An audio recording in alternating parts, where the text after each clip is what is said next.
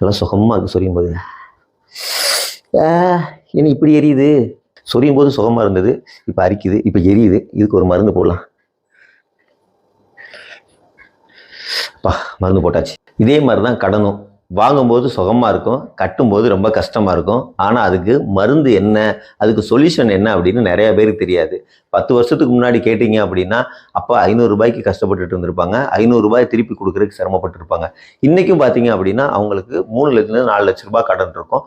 இப்போவும் அதே மாதிரி கஷ்டத்தில் தான் இருப்பாங்க. காரணம் என்ன அப்படின்னா இந்த ஃபினான்ஷியல் மேனேஜ்மெண்ட் பற்றி பெருசாக தெரியாதனாலையும் கடனை எதுக்கு இம்பார்ட்டன்ட் கொடுக்கணும், எதுக்கு இம்பார்ட்டன்ட் கொடுக்க வேண்டியதில்லை, எந்த கடனை முன்னாடி கட்டணும், எதை பின்னாடி கட்டணும்னு எந்த ஒரு கிளாரிட்டியுமே இல்லாமல் வாங்கின கடனை திருப்பி கொடுக்கணுங்கிற எண்ணத்தில் வாங்கி வாங்கி வாங்கி திருப்பி கொடுத்து கொடுத்து கொடுத்து இப்படின்னு லென்த்தாக போய்கிட்டே இருக்குமோ தவிர கடன் கடைசி வரைக்கும் அடையவே அடையாது. நான் என்னோட பர்சனலாக நான் எக்ஸ்பீரியன்ஸ் பண்ணதும் சரி, நான் அனலைஸ் பண்ணதை வச்சு ஒரு 7 பாயிண்ட் வச்சிருக்கிறேன். இந்த 7 பாயிண்ட்டை மட்டும் நீங்கள் ஷார்ட்டாக சொல்கிறேன். இதை மட்டும் நீங்கள் கரெக்டாக ஃபாலோ பண்ணீங்க அப்படின்னா கூடி சீக்கிரம் உங்களோட கடன் 0க்கு வர்றதுக்கான வாய்ப்பு ரொம்ப ரொம்ப அதிகமாக இருக்குது. நம்ம வீடியோவை இது வரைக்கும் சப்ஸ்கிரைப் பண்ணாமல் பார்த்துட்டு இருக்கீங்கன்னா மறக்காமல் சப்ஸ்கிரைப் பண்ணிங்க, வீடியோக்கு ஒரு லைக் போட்டுக்குங்க. ஃபர்ஸ்ட் பாயிண்ட் என்னன்னா லிஸ்ட் ஆஃப் கடன்.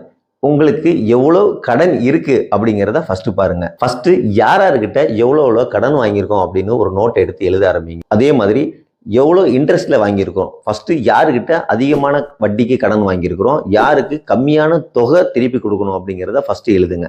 அதே மாதிரி லாங் டேர்ம் கடன், ஷார்ட் டேர்ம் கடன் இருக்கும். இப்போ வீட்டு கடன் இதெல்லாம் பார்த்தீங்கன்னா லாங் டேர்ம் கடன். இந்த ஷார்ட் டேர்ம் கடனுங்கிறது நீங்க வாங்கின பர்சனல் லோனு, ஒரு 2 wheeler EMI, household things, இந்த TV, fridge, washing machine, cellphone, இந்த மாதிரியான கடன்கள். அதே மாதிரி அதிக வட்டிக்கு, அதாவது இந்த கிரெடிட் கார்டு மாதிரியான கடன்கள், இல்ல வேற யாராவது தெரிஞ்சவங்க கிட்ட கந்து வட்டிக்கு கடன் வாங்கியிருக்கிறது, இதெல்லாம் சீக்கிரமா முடிக்க வேண்டிய கடன். நீங்க எழுதும் போதே யாருக்கிட்ட அதிகமான வட்டிக்கு ஃபர்ஸ்ட் பணம் வாங்கியிருக்கோம் அப்படின்னு எழுதுங்க. அதே மாதிரி குறைஞ்ச நாளில் கட்ட வேண்டிய கடன், அதாவது 3 மாசத்துல கட்ட வேண்டிய கடன், 4 மாசத்துல கட்ட வேண்டிய கடனை 2வதா எழுதுங்க. இதுக்கப்புறம் மாசம் மாசம் யாருக்கு இஎம்ஐ கட்டணும், எந்த தேதியில கட்டணும் அப்படிங்கிறத கரெக்டாக எழுதுங்க. இதே மாதிரி உங்க வீட்டில் யாராவது ஹஸ்பண்டுக்கு தெரியாம ஒய்ஃபோ, ஒய்ஃபுக்கு தெரியாம ஹஸ்பண்டோ, அப்பாவுக்கு தெரியாம பையன், பையனுக்கு தெரியாம அப்பா, இந்த மாதிரி யாருக்கிட்டையாவது வாங்கியிருந்தீங்க அப்படின்னா அதையும் மறக்காம எழுதிருங்க. அடுத்ததா 2வது பாயிண்ட். இதுல நீங்க செய்ய வேண்டியது உங்களுக்கு எவ்வளவு இன்கம் வருது அப்படிங்கிறது தான். ஏன்னா கடன் கட்டுறதுக்கு முக்கியமான சோர்ஸே உங்களோட இன்கம் தான். அது பார்ட் டைம் ஜாபா இருக்கலாம், இல்ல உங்களோட மெயின் சம்பளமா இருக்கலாம், இல்ல வேற எந்த வழியில உங்களுக்கு வருமானம் வந்தாலும் அதை எல்லாத்தையும் உங்க வருமான கணக்குல எடுத்துக்கங்க. உங்களோட செலவுகள் என்ன ஆயிருக்கு அப்படின்னு இப்போ போன மாசத்தோட உங்களோட செலவு கணக்கை மறக்காம எழுதி வைங்க. அதுல என்னென்னலாம் அன்வான்டா நீங்க செலவு பண்ணீங்க, அதை எதெல்லாம் குறைக்க முடியும்னு பார்த்துட்டு, இப்ப தேவையில்லாம வேற ஒருத்தருக்கு ட்ரெஸ் எடுக்க போவோம், நாமளும் சேர்ந்து அந்த இடத்துல ட்ரெஸ் எடுப்போம். 500 ரூபாய்க்கு ரீசார்ஜ் பண்ணிட்டு இருப்போம், 700 ரூபாய்க்கு ரீசார்ஜ் பண்ண ஆரம்பிச்சிருப்போம். இந்த மாதிரி சில விஷயங்களை நீங்க அவாய்ட் பண்ணீங்கன்னா அப்படின்னா இதுலயே பெரிய அளவுக்கு உங்களால அமௌண்ட் சேவ் பண்ண முடியும். 3வது point, what is more important. எது முக்கியமானது, எது முக்கியம் இல்லாதது. இப்போ உங்களுக்கு சாப்பாடு, ட்ரெஸ் இதெல்லாமே இம்பார்ட்டன்டா தேவை இருக்கு. இப்போ சாப்பாடு அதை நம்மளால அவாய்ட் பண்ண முடியாது. ஒருவேளை உங்களால ஃபுட்ல வீட்லயே மேனேஜ் பண்ணிக்க முடியும் சமைச்சு அப்படின்னா வீட்லயே சமைச்சு மேனேஜ், பெரிய லெவல்ல ஹோட்டல்ஸ்ல ஆர்டர் போறதை குறைச்சிக்கிட்டீங்கனாலே போதும். வீட்டில் ஒரு 4 மொபைல் இருக்குன்னா அதுல 4மே ரீசார்ஜ் பண்ணாம எதுக்கு தேவையோ அதை மட்டும் ரீசார்ஜ் பண்ணீங்க. 2 GB நீங்க நெட் போடுறீங்க அப்படின்னா 1 GB இல்ல 1.5 GBக்கு காஸ்ட் கம்மியாகுது அப்படின்னா அதை ரீசார்ஜ் பண்ணீங்க. காஸ்ட் கட்டிங்னு ஒன்று இருக்கு, காஸ்ட் மேனேஜ்மெண்ட் ஒன்று இருக்கு. இப்போ ஒரு பொருளை நீங்க 100 ரூபாய்க்கு வாங்க வேண்டிய பொருளை பேரம் பேசியோ இல்ல வேற கடையில அலைஞ்சு தெரிஞ்சு ஒரு 70 ரூபாய்க்கு வாங்குறீங்க அப்படின்னா உங்களுக்கு 30 ரூபாய் மிச்சமாகும். இன்னொன்னு காஸ்ட் கட்டிங். ஒருவேளை அந்த பொருள் நமக்கு தேவையே இருக்கா இல்ல தேவை இல்லையா அப்படிங்கிறத முடிவு பண்ணிட்டு அதை டோட்டலாவே காஸ்ட் கட் பண்ணிட்டீங்க அப்படின்னா அதுல உங்களுக்கு 100 ரூபாய் மிச்சமாகும். அதே மாதிரி தேவையில்லாத சப்ஸ்கிரிப்ஷன், நம்ம மொபைலுக்கு, ஏர்டெலுக்கு தனியா, அமேசானுக்கு தனியா, வேற ஏதாவது யூடியூப் சேனலுக்கு தனியா நிறைய சப்ஸ்கிரிப்ஷன் மாசம் மாசம் அன்வான்டா பே பண்ணிட்டு இருப்போம். அதை எல்லாத்தையும் குறைக்க முடிஞ்சது அப்படின்னா தாராளமா குறைச்சிருங்க, இல்லைன்னா நுப்பாட்டிருங்க கொஞ்ச நாளைக்கு.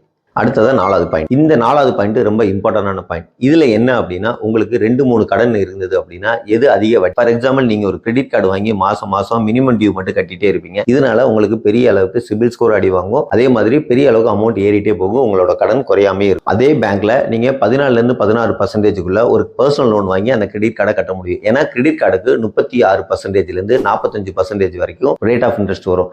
இதே ரேட் ஆஃப் இன்ட்ரெஸ்ட்டை நீங்க கட் பண்ணணும் அப்படின்னா நீங்க தாராளமா பர்சனல் லோன் எடுத்து கட்டிடலாம். அடுத்தது 5வது பாயிண்ட். உங்களுக்கு சின்ன கடனை ஃபர்ஸ்ட் கட்டணுமா பெரிய கடனை ஃபர்ஸ்ட் கட்டணுமான்னு குழப்பம் இருக்கும். முடிஞ்ச வரைக்கும் சின்ன கடனை கட்ட ஆரம்பிங்க. ஏன்னா சின்ன கடனை நீங்க வளர விட்டீங்க அப்படின்னா அது நாளைக்கு பெரிய கடன் அளவுக்கு வளர்ந்து நிற்கும். சின்ன கடனை நீங்க கட்டும்போது நம்மளால நிறைய கடன் இருந்தது, நம்பர் ஆஃப் கடன், அதாவது ஒருத்தட்ட ஒரு 500 ரூபாய், ஒருத்தட்ட 5000, ஒருத்தட்ட 20,000 சொல்லி வாங்கியிருப்போம். இந்த சின்ன சின்ன 20,000 10,000 சின்ன சின்ன கடனை கட்டும்போது உங்களுக்கு நம்மளால பெரிய கடனை கட்ட முடியும் அப்படிங்கிற ஒரு கான்ஃபிடன்ட் வரும். சீக்கிரமா கடனை கட்டுறதுக்கான ஒரு உத்வேகமும் உங்களுக்கு வரும். அடுத்தது 6வது பாயிண்ட்.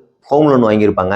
5 வருஷம் வரைக்குமே அவங்க எவ்வளவு பணம் கட்டியிருக்காங்க அப்படின்னே தெரியாம போயிடும். வருஷம் நீங்க ஸ்டேட்மெண்ட் வாங்க எந்த பேங்க்குமே அதுக்கான சார்ஜஸ் போடுறது இல்லை. ஸோ உங்களோட ஆன்லைன்லயே நீங்க எவ்வளவு பே பண்ணிருக்கீங்க, உங்க லோன் ட்ராக் எவ்வளவு அப்படின்னு சொல்லி வருஷம் நீங்க செக் பண்ணி உங்களோட இன்ட்ரெஸ்ட் எவ்வளவு கட்டிருக்கீங்க, அசல் எவ்வளவு கழிஞ்சிருக்கு அப்படின்னு சொல்லி பார்த்துக்கிட்டே வாங்க ட்ராக். அதே மாதிரி ஒவ்வொரு கடனையுமே பாருங்க. பர்சனல் லோனா இருக்கட்டும், அது வேற ஏதாவது எஜுகேஷன் லோனா இருக்கட்டும், இல்ல நீங்க வெளியில வாங்கின கடனா இருந்தாலும் எவ்வளவு கட்டியிருக்கோம், எவ்வளவு என்ன திருப்பி கொடுக்கணும், எவ்வளவு அசல் கட்டியிருக்கோம், எவ்வளவு வட்டி கட்டியிருக்கோம் அப்படிங்கிறத மறக்காம ட்ராக் பண்ணிட்டே வாங்க. இந்த ட்ராக் பண்ணும்போதே மாசம் இவ்வளவு கட்டிட்டு இருக்கோம், இவ்வளவு குறைஞ்சிட்டு இருக்குன்னு உங்களுக்கு ஒரு நம்பிக்கை வர ஆரம்பிச்சிடும். அடுத்ததா 7வது பாயிண்ட். இந்த 7வது பாயிண்ட் ரொம்ப இம்பார்ட்டன்ட். ஏன்னா எங்க நம்ம இன்வெஸ்ட் பண்ணணும் அப்படிங்கிறது தெரியாம, ஃபார் எக்ஸாம்பிள் இப்பதான் நீங்க புதுசா ஒரு கம்பெனியில வேலைக்கு சேர்ந்திருக்கீங்க. உங்களோட சம்பளம் 15,000 ரூபாயா இருந்தாலும் பரவாயில்ல, 20,000 ரூபாயா இருந்தாலும் பரவாயில்ல. அதுல இருந்து ஒரு 10ல இருந்து 20% 20,000 ரூபாய்னா ஒரு 4,000 ரூபாயை நீங்க ஆரம்பத்திலேயே சேமிக்க ஆரம்பிச்சிடணும். ஒரு லாங் டேர்ம் இன்வெஸ்ட்மெண்ட்ல நீங்க போட்டுட்டே இருந்தீங்க அப்படின்னா அது உங்களுக்கு ஒரு 5 வருஷமோ 10 வருஷமோ கழிச்சு நீங்க எடுக்கும்போது அது பெரிய அமௌண்ட்டா உங்களுக்கு தெரியும். 2,000 ரூபாய் தானே,